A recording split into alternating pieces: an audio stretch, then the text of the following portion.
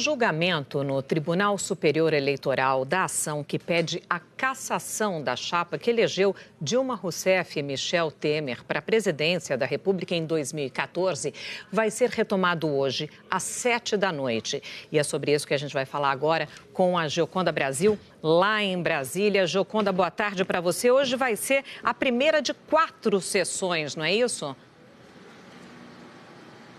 Exatamente, Sandra, boa tarde a você, boa tarde a todos. O TSE marcou 4 sessões para análise dessa ação, que significa que de hoje até a próxima quinta-feira todo o tribunal vai estar mobilizado nesse julgamento, que atrai inclusive a atenção da imprensa estrangeira. A segurança dentro e fora do prédio foi reforçada.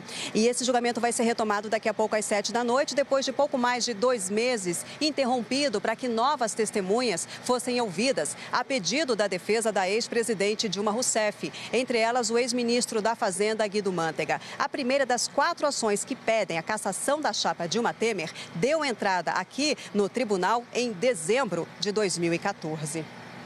A crise envolvendo o presidente Michel Temer fez crescer as atenções sobre o julgamento e levou o presidente do Tribunal Superior Eleitoral, ministro Gilmar Mendes, a fazer recentemente a seguinte declaração: não cabe ao TSE resolver crise política. Isso é bom que se diga. O tribunal não é instrumento para a solução de crise política. O julgamento será jurídico e judicial. Na opinião do ministro do Supremo Tribunal Federal, Luiz Roberto Barroso, o julgamento pode ser um marco na luta contra a corrupção no Brasil. Nós vivemos uma possibilidade de um novo começo no Brasil, que é utilizar essa experiência dessa corrupção ampla e institucionalizada para, tal como fizemos com a ditadura, tal como fizemos com a tortura, poder dizer corrupção nunca mais. Não uma corrupção de nível 0, todo país tem um nível de corrupção, mas é preciso criar uma cultura de honestidade, é preciso mostrar para as novas gerações que ser honesto vale a pena, porque a corrupção valoriza os espertos e não os bons. O PSDB, derrotado na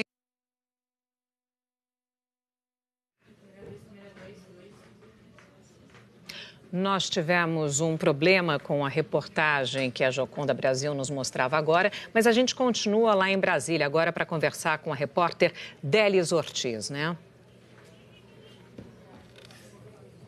Boa tarde, Sandra. Boa tarde, Evaristo. Boa tarde a todos. O presidente Michel Temer segue a rotina da crise. Amanheceu reunido com o seu gabinete de emergência, os ministros do Planalto. E ele também tem passado horas com os advogados que tentam ganhar tempo no Supremo Tribunal Federal. O prazo dado a Temer é de até antes das 5 da tarde. E o presidente ainda está avaliando se vai responder tudo, nada ou parte do questionário enviado pela Polícia Federal. O Planalto está focado no julgamento de logo mais no Tribunal Superior Eleitoral. A tática da defesa é alegar que um questionário enviado às vésperas do julgamento, além de prisões de ex-integrantes do governo Temer, como Rocha Loures no fim de semana, e hoje Henrique Eduardo Alves, que foi ministro de Temer e é importante aliado dele, tem o objetivo de constranger e contaminar o julgamento. É grande a tensão por aqui, mas o presidente Michel Temer tenta passar a imagem de que está cumprindo a agenda normalmente, tanto que já recebeu parlamentares, o presidente do Banco Central e tem um compromisso público fora do Planalto bem na hora do julgamento. Está na agenda que ele vai participar da inauguração da nova sede do Conselho Nacional do SESI. Sandra. Ok, muito obrigada, Délis Ortiz, falando ao vivo de Brasília. Como vocês viram, nós tivemos um problema há pouco com a reportagem da Gioconda Brasil. Nós vamos exibi-la agora novamente, a reportagem que trata sobre o julgamento da cassação da chapa Dilma Temer de 2014, que recomeça hoje no TSE. A crise envolvendo o presidente Michel Temer fez crescer as atenções sobre o julgamento e levou o presidente do Tribunal Superior Eleitoral, ministro Gilmar Mendes, a fazer recentemente a seguinte declaração: não cabe ao TSE resolver crise política. Isso é bom que se diga. O tribunal não é instrumento para a solução de crise política. O julgamento será jurídico e judicial. Na opinião do ministro do Supremo Tribunal Federal, Luiz Roberto Barroso, o julgamento pode ser um marco na luta contra a corrupção no Brasil. Nós vivemos uma possibilidade de um novo começo no Brasil, que é utilizar essa experiência dessa corrupção ampla e institucionalizada para, tal como fizemos com a ditadura, tal como fizemos com a tortura, poder dizer corrupção nunca mais. Não uma corrupção de nível zero, todo país tem um nível de corrupção, mas é preciso criar uma cultura de honestidade, é preciso mostrar para as novas gerações que ser honesto vale a pena, porque a corrupção valoriza os espertos e não os bons. O PSDB, derrotado na eleição de 2014, entrou no TSE com 4 ações contra a coligação que elegeu Dilma e Temer. O partido fez 5 acusações contra a chapa: abuso de poder econômico por gastos acima da lei, abuso de poder político, a convocação de cadeia de rádio e televisão para fins eleitorais, uso indevido de meios de comunicação, segundo o PSDB, por veicular mentira no horário eleitoral, fraude por veicular falsas informações sobre o fim de programas sociais e uso de Caixa 2, dinheiro não contabilizado desviado da Petrobras. Em 2 anos e meio de processo, as ações foram unificadas. O Ministério Público Federal deu parecer favorável à cassação da chapa. O procurador Nicolau Dino sugere que Dilma se torne inelegível e que Temer perca o cargo. O procurador afirma que não existem elementos nos autos que liguem Temer ao financiamento ilícito da chapa e que, sem responsabilidade pessoal, ele não pode ficar inelegível, mas que ele foi beneficiado por uma campanha financiada ilicitamente. Então, deveria perder o mandato.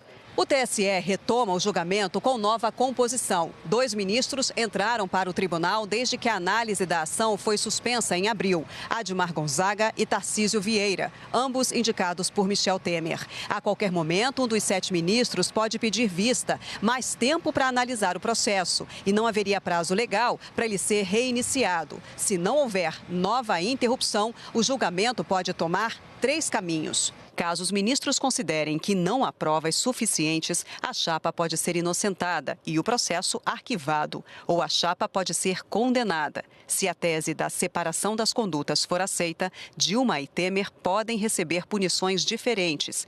Mas se toda a chapa for condenada, a ex-presidente Dilma Rousseff ficaria inelegível e o presidente Michel Temer perderia o cargo.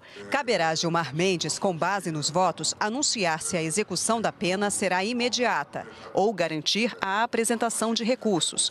Este especialista em direito eleitoral da Universidade de Brasília lembra que, neste caso, mesmo que toda a chapa seja cassada, Michel Temer não deixará automaticamente a presidência da República. Não necessariamente. Cabe ainda recursos, cabe primeiro um recurso de embargo de declaração ao próprio TSE.